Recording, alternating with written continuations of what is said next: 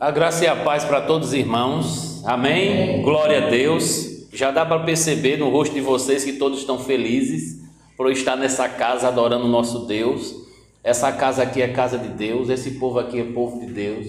A mensagem que eu vou trazer é a mensagem de Deus e eu espero que os irmãos sintam a presença de Deus enquanto essa mensagem está sendo apresentada. O assunto que eu quero tratar hoje é sobre salvação, que é algo que nós estamos buscando dia após dia na pessoa de Jesus Cristo.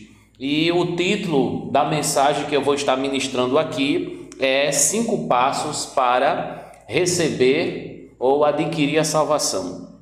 Esse assunto sobre passos para a salvação, eu costumo utilizar toda vez que eu vou evangelizar alguém. Eu vou evangelizar alguém e eu apresento esses pontos.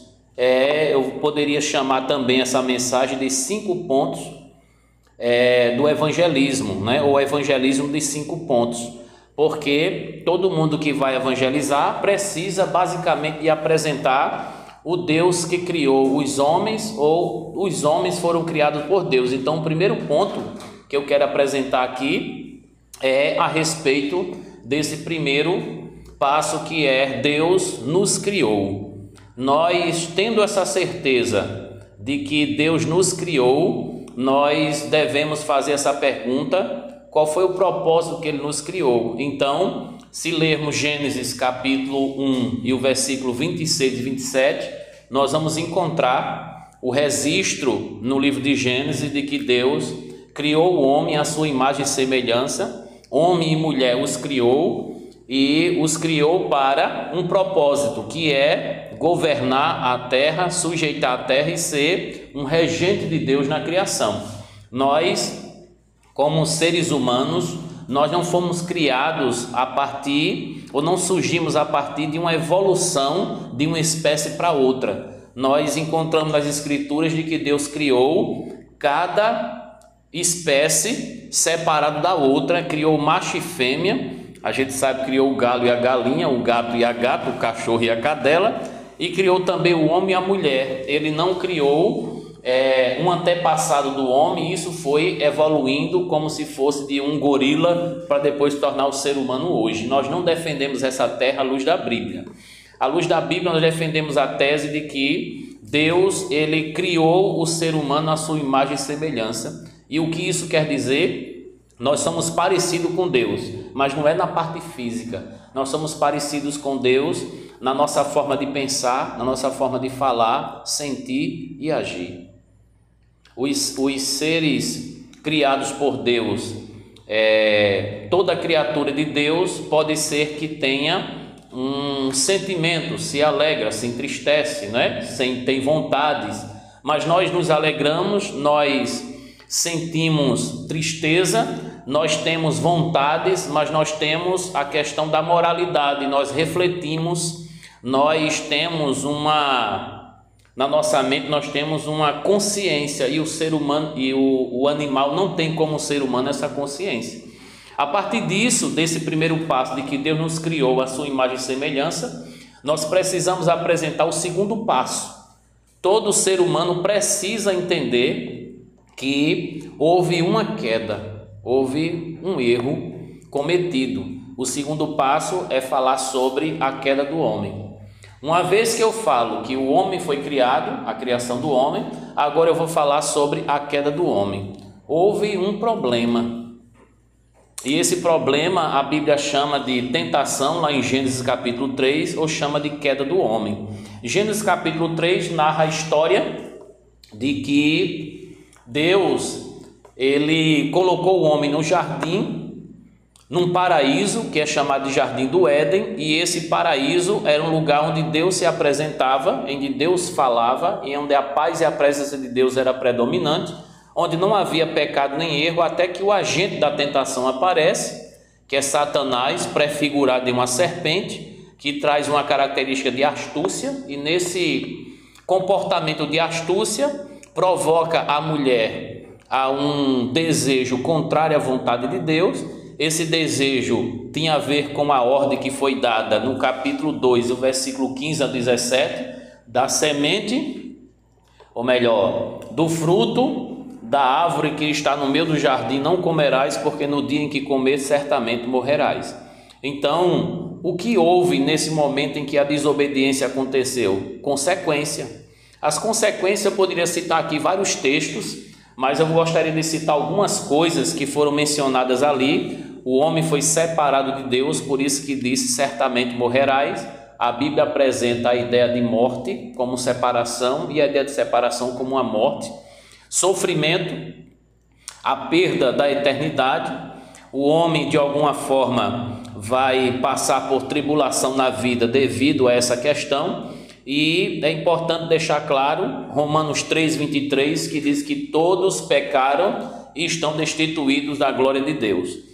Então, houve uma ordem, essa ordem foi quebrada, houve um tentador e o homem e a mulher caíram nessa tentação. Isso é chamado de queda, porque o homem caiu da presença de Deus e fugiu da presença de Deus. E o maior erro aqui foi dar ouvido à voz do diabo e considerar o diabo mais verdadeiro do que Deus. Primeiro passo, qual foi o que eu falei? O primeiro passo? Deus nos criou. Foi sobre a criação do homem. O segundo passo, qual foi?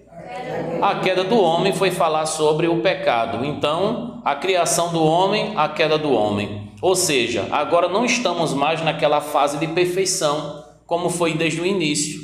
Nós estamos numa fase de pecado. Todos nós somos pecadores. Eu gostaria de ouvir vocês repetirem comigo, né? Nós somos pecadores. Vamos lá? Nós somos pecadores. Não dá uma sensação de que isso tem um mérito? Que na verdade Romanos 6:23 vai dizer que o salário do pecado é a morte, mas o dom gratuito de Deus é a vida eterna. Então parece uma sentença já dentro da cabeça da gente, promovida pela consciência, que é o tribunal de Deus dentro de nós.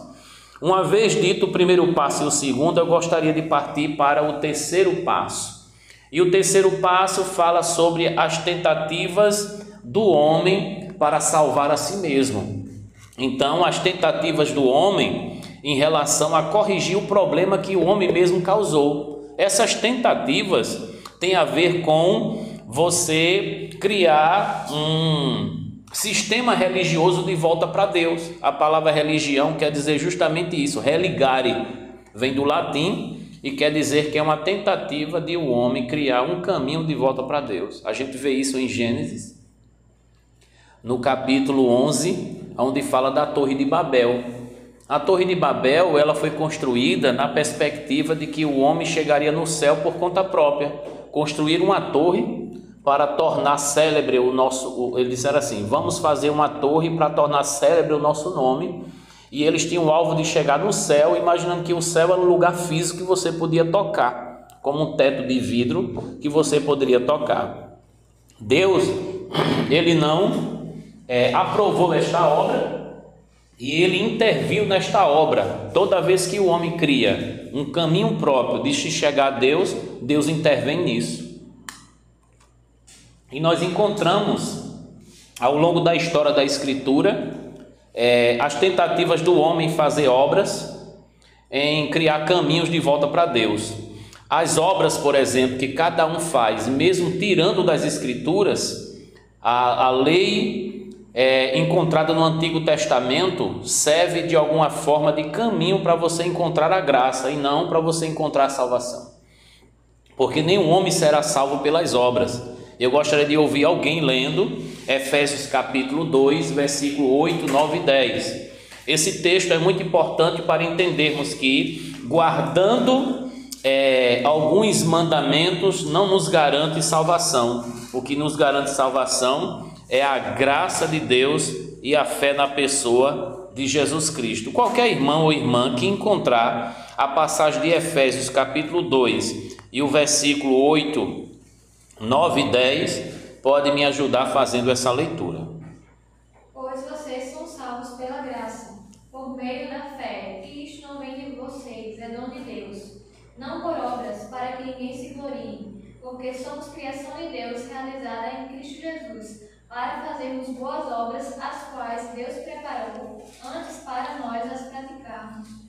Quer dizer, esse texto apresenta três coisas muito importantes, né? Quando diz assim, sois salvo, né? Fala de algo presente. diz que pela graça sois salvo, quer dizer, você é salvo. Então existe um meio da salvação que é uma graça. E o que é a graça? É o favor que Deus traz para nós sem a gente merecer. A frase mais curta para definir a graça é favor imerecido. Repete comigo: favor imerecido. Quando você diz eu sou salvo, você não está dizendo eu mereço. Quando você diz eu sou salvo, você está dizendo eu sou um pecador que não sou capaz de fazer nada por mim, espiritualmente falando.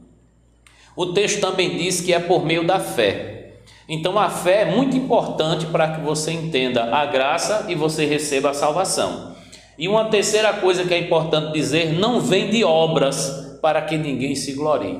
No céu não vai ter ninguém dizendo eu estou aqui por esforço próprio, eu estou aqui por mérito. Todos nós iremos agarrados na graça ou estaremos perdidos. Diga comigo: eu sou salvo pela graça de Deus. E o que isso realmente quer dizer e o que a gente precisa passar para as pessoas. Se você sabe que Deus te criou e se você sabe que a sua vida está cada dia mais caminhando para distante de Deus por causa do pecado, e é isso que o pecado faz conosco, nos separa, como diz Isaías 59, então é importante você reconhecer que para se aproximar de Deus não é por conta própria. Você não vai criar uma igreja, uma religião, um caminho de volta para Deus. Ele criou esse caminho e esse caminho está resumido na palavra graça por meio da fé, e diz que as obras foram criadas especificamente para que a gente ande nela e não conquiste a salvação através dela.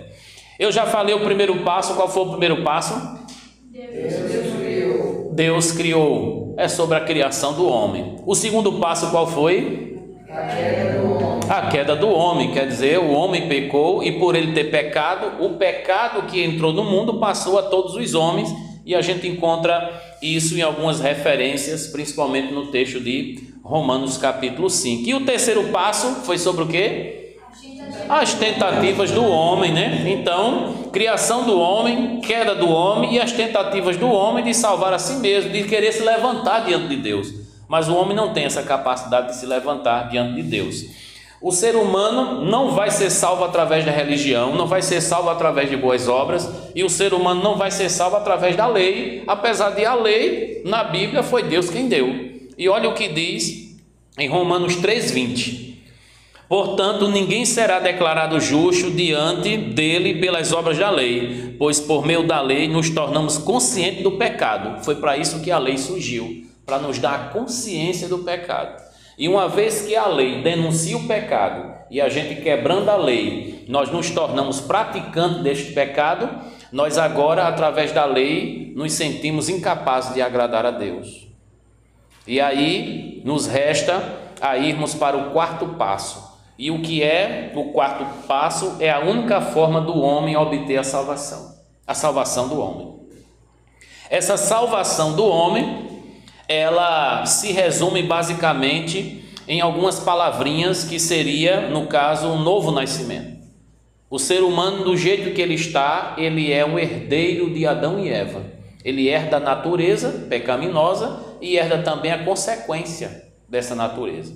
E aí nós temos um texto em João capítulo 3 e o versículo 3. Aquele que não nascer de novo não pode entrar ou não pode ver o reino de Deus. Entrar no reino de Deus ou ver o reino de Deus é uma comparação que é feita aqui no Evangelho de João a respeito de ter a vida eterna ou a respeito de ter a salvação. Por que eu digo isso? Porque no próprio capítulo 3 vai ter o versículo 16 que todos nós aqui conhecemos de cor. Repete comigo.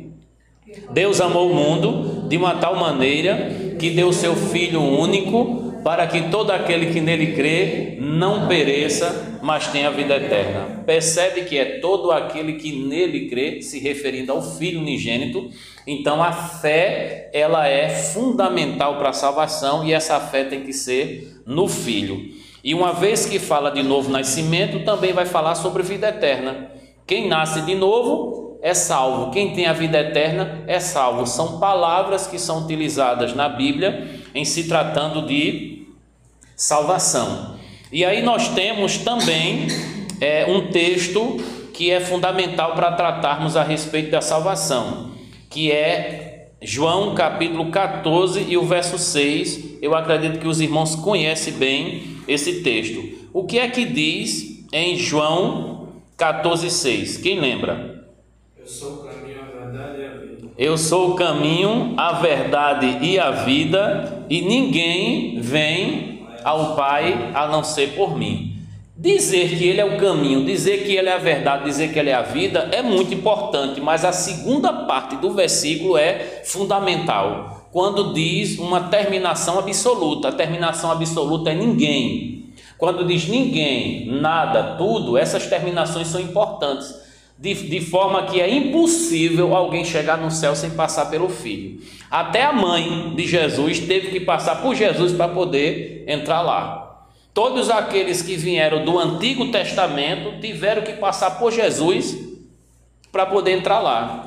Como de fato as pessoas do Antigo Testamento que não viram Jesus, que não andaram com Jesus, eles foram salvos através de Jesus. Como isso pode acontecer? Eles foram salvos através da fé. É justamente o que Efésios está querendo dizer e o que Hebreus capítulo 11 também apresenta, que todos aqueles que passaram por essa terra temente a Deus, eles viveram uma vida de fé, porque sem fé é impossível agradar a Deus.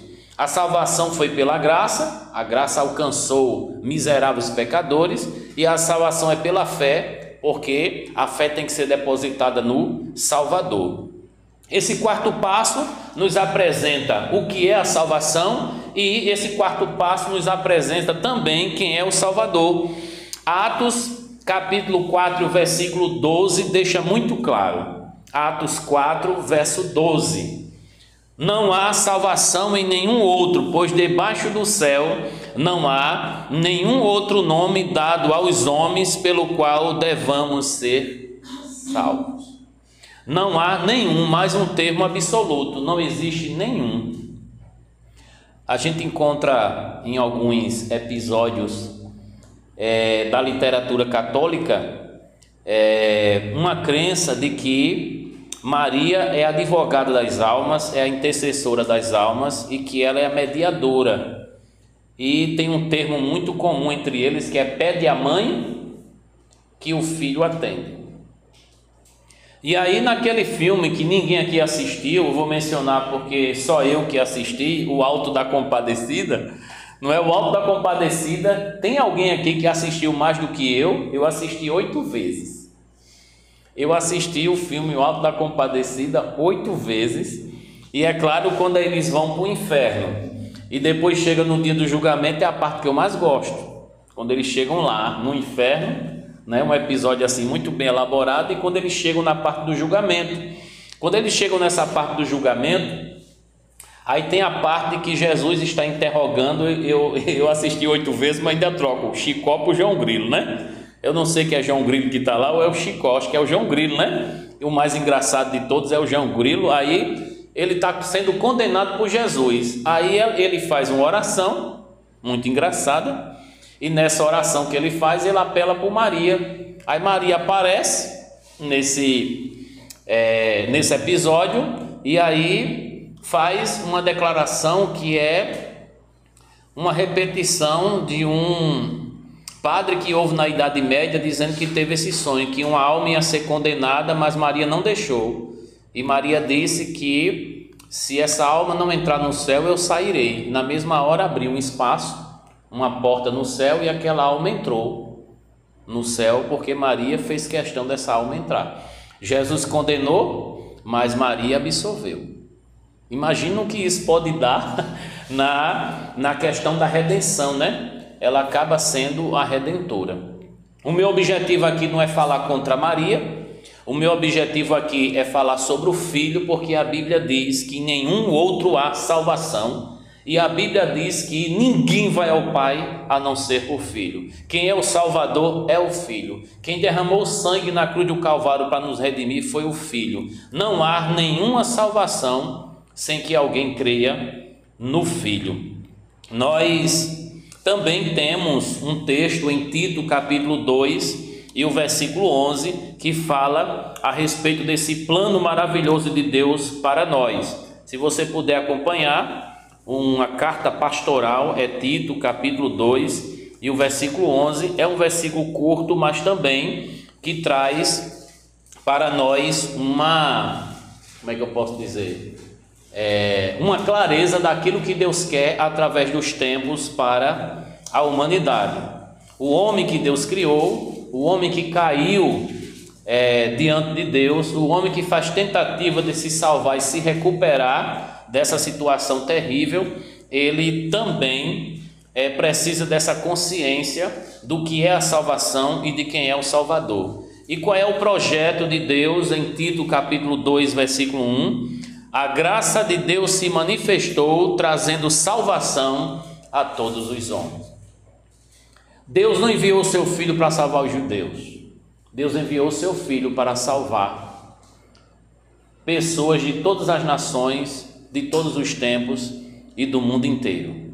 Uma vez que a gente fala sobre a salvação e quem é o Salvador, nos resta agora, no ponto 5, no quinto passo, nós falarmos sobre as bênçãos da salvação. Nós vamos ter nesse quinto passo duas coisas: as bênçãos da salvação e as consequências para a salvação. O que eu devo fazer para ser salvo? As bênçãos da salvação têm a ver com um livramento de uma condenação. As pessoas que estão em Cristo estão salvas e as pessoas que não estão em Cristo estão condenadas. Mas o que é que diz em Romanos 8:1? Nenhuma condenação há para os que estão em Cristo Jesus. Observa essa terminologia absoluta: nenhuma condenação. Quem está em Jesus, diga amém. Amém. Não parece que você está em Jesus, parece que você está em Genésio, mas em Jesus não. Quem está em Jesus, está em Cristo, de verdade, diga amém. Amém. Agora eu senti um amém assim que abalou o céu. Estar em Cristo e não estar condenado é algo que às vezes a consciência da gente não aceita. Às vezes nós mesmos nos condenamos, mas Jesus nos absolveu, e o único pecado que torna o ser humano condenável, independente de qualquer coisa, é a blasfêmia contra o Espírito Santo. Qualquer pecado que nós cometemos em Cristo, nós somos absolvidos através da confissão dos nossos pecados. Uma outra coisa que é importante apresentar é segundo Coríntios 5, onde ele fala a partir do verso 17, que nós estamos livres do pecado porque somos nova criatura, É aquele que está em Cristo, nova criatura as coisas velhas se passaram e tudo se fez novo. Uma outra bênção, se você está interessado nessa tão maravilhosa salvação, além de você ser absolvido da condenação e da maldição do pecado, você também se torna filho de Deus, porque João, capítulo 1, versículo 11 e 12, diz que Jesus veio para o que era seu, mas os seus não receberam, mas todos quantos receberam, deu-lhes o poder de serem feitos filhos de Deus. Observe que 2 Coríntios 5,17 fala de nova criatura. E João capítulo 1, versículo 12 fala de filho de Deus. Nós nos tornamos nova criatura e nós nos tornamos filho de Deus a partir do processo da fé e da regeneração que acontece no nosso espírito. Uma vez que eu fui criado por Deus, isso não me faz filho de Deus. Eu, para ser filho, eu não sou criado por Deus. Para eu ser filho, eu tenho que ser gerado por Deus. E essa geração acontece a partir do novo nascimento que o Espírito Santo opera em nós. Nós precisamos entender esse processo. Sem Cristo, só tem condenação para nós. Sem Cristo, só somos criaturas pecadoras e condenadas. Mas em Cristo não há condenação, em Cristo não há maldição, e em Cristo nos tornamos herdeiro, nos tornando filho de Deus. Nós estamos agora diante de um grande desafio que serve para todos nós. O que é necessário fazermos para a salvação nesse quinto passo? O que é necessário fazer para termos a salvação? Nós temos um texto muito conhecido, que é Mateus capítulo 16 e o verso 24. Acompanhe comigo, por favor. Mateus 16 e o verso 24. Depois nós vamos para Romanos e encerramos. Mateus capítulo 16 e o verso 24.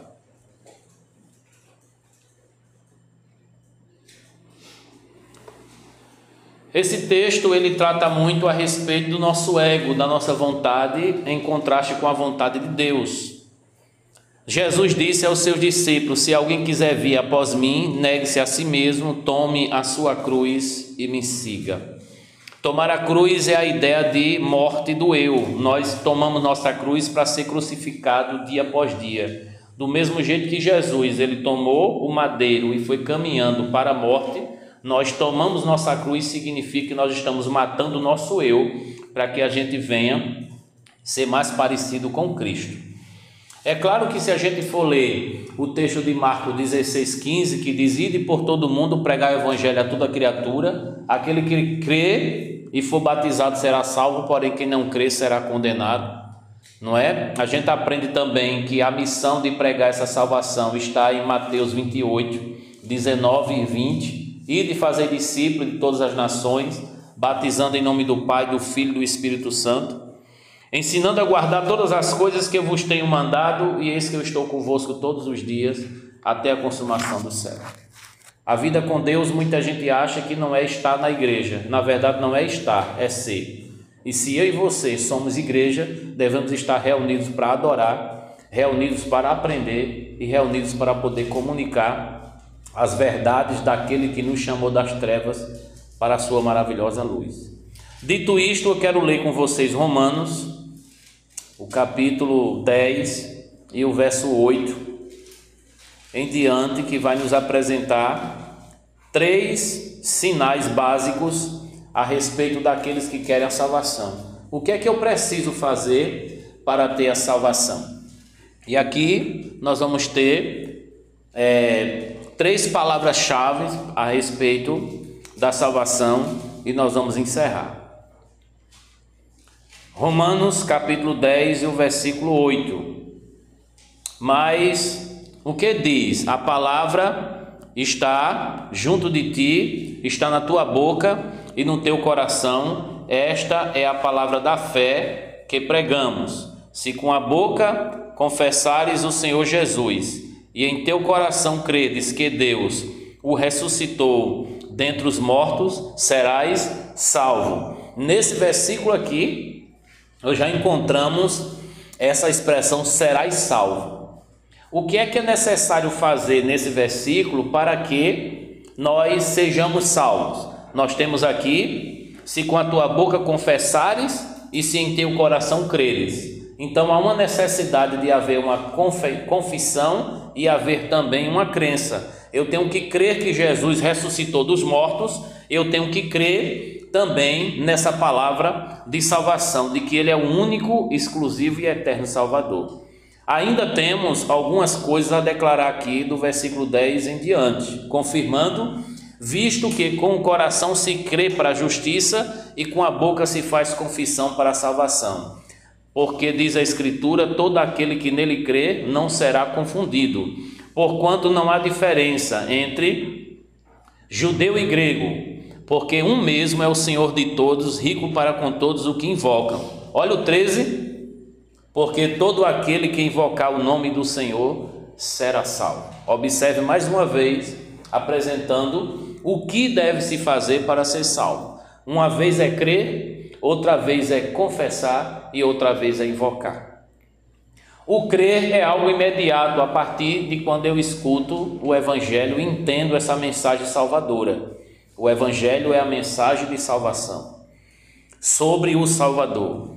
Segundo, é eu confessar que creio nisso que eu acabei de ouvir a respeito de Jesus, a respeito do estado do homem sem Deus, a respeito da provisão de Deus na pessoa do seu Filho. E agora o verso 13 me convida a invocar. Eu não só vou acreditar de que este Jesus foi um bom homem, foi um bom profeta. Eu tenho que acreditar que ele é o Filho de Deus, que nos adota como irmãos, compartilha conosco da sua herança eterna, morreu a nossa morte e agora eu devo apresentar a minha vida a ele, invocando o seu nome todos os dias da minha vida, centralizando nele minha oração, minha adoração, minha fé, minha confiança. Eu não devo invocar o nome de outra pessoa. Paulo foi um bom apóstolo, mas não é o nome de Paulo que eu devo invocar. Pedro foi um bom apóstolo, mas não é o nome de Pedro que eu devo invocar. Maria foi uma mulher abençoada, escolhida por Deus, agraciada entre todas as mulheres do mundo, mas eu não devo invocar o nome de Maria. O único nome que eu devo invocar para ser salvo é o nome de Jesus de Nazaré. E uma coisa que eu deixo claro aqui para todos os ouvintes, o versículo 14 em diante tem um chamado missionário para todos nós. Como, pois, invocarão aquele de quem não ouviram? E como crerão naquele de quem nada ouviram? E como ouvirão se não há quem pregue? E como pregarão se não forem enviados? Como está escrito, quão formosos os pés dos que anunciam o evangelho da paz, dos que trazem boas novas, alegres boas novas. O 16 e o 17 encerra, mas nem todos têm obedecido ao evangelho, como Isaías diz, Senhor, quem deu crédito à nossa pregação? 17, de sorte que a fé vem pelo ouvir e o ouvir da palavra de Deus. Acabei de apresentar para vocês o plano de salvação em 5 pontos. O primeiro ponto é que Deus criou o ser humano. O segundo ponto é que o ser humano, o homem, caiu em tentação. O terceiro é que no estado de pecador e caído da presença de Deus, o ser humano tenta fazer alguma coisa pela sua alma, pela sua espiritualidade, cria caminhos, faz obras, mas nada disso adianta. O quarto ponto é apresentar a única esperança para esse estado doentio do ser humano, que é a salvação na pessoa bendita de Jesus. E o quinto passo é apresentar as bênçãos dessa salvação e também o que é necessário para que eu alcance essa salvação. Terminada essa informação, gostaria de perguntar a você que está aqui nesta noite ouvindo essa mensagem. Se te interessou essa salvação, o perdão dos teus pecados, a vida eterna com Deus, e você está livre dessas amarras de maldição, eu quero te convidar a fazer essa confissão publicamente, aceitando Jesus como teu Salvador e essa salvação na tua vida. Qual é a primeira pessoa nesta noite que está disposta a aceitar Jesus como seu único, suficiente e eterno Salvador? Dê um sinal aí para que a gente possa conhecer. Tem alguém? Que pena. Quem já aceitou Jesus como Salvador aqui, levante sua mão. Graças a Deus nós temos algumas almas aqui que estão convertidas, graças a Deus. Olha, 33 minutos eu pregando aqui sobre isso. Eu também, se eu fosse usar a ideia de salvação, né, eu poderia usar esse relógio, usar uma caneta, usar um copo com água. Eu poderia usar qualquer coisa para poder comunicar o evangelho de 5 pontos. Eu tenho aqui um relógio. Esse relógio ele foi criado, amém? Foi criado ou não foi? Foi criado. E quem criou esse relógio criou com um propósito de informar horas. Colocou algumas características particulares nesse relógio para que atenda a essa proposta de informar a hora. Uma vez que ele para de funcionar, uma vez que ele não está informando a hora, é porque ele não foi criado para uma determinada coisa. Ele não foi criado para a água. Uma vez que ele cai dentro da água, ele para de funcionar. Foi dito que não coloque esse relógio na água e de repente colocou na água e parou de funcionar. Esse relógio ele não é capaz de fazer nada por ele depois que ele passa pela água, ele simplesmente apaga, deixa de funcionar. Essas pulseiras aqui fortes não vão ajudá-lo, né? Essa caixa tão bem elaborada não vão ajudar, essa pilha potente que foi colocada aqui, a bateria não vai poder ajudar. E a única coisa que pode ajudar é o relojoeiro que o fez para poder resgatar aquilo que se queimou, aquilo que se perdeu. Essa é a mesma mensagem que a gente pode apresentar a respeito da criação do homem, da sua queda, e da sua restauração. Só o relojoeiro pode consertar o ser humano e trazer ele a informação e trazer ele a sua função original. Deus quer restaurar na sua vida a imagem e semelhança de Deus que foi manchada pelo pecado. Você que é miserável pecador, ainda há esperança para você através da graça de Deus. Amém? Quer dizer, 35 minutinhos. Inclusive eu fiz essa pregação aqui estrategicamente, que me pediram para apresentar um evangelho de 5 pontos. Aí, como eu não tive tempo de apresentar até ontem, eu aproveitei essa oportunidade para gravar e passar para os irmãos. É a questão do útil e o agradável, né?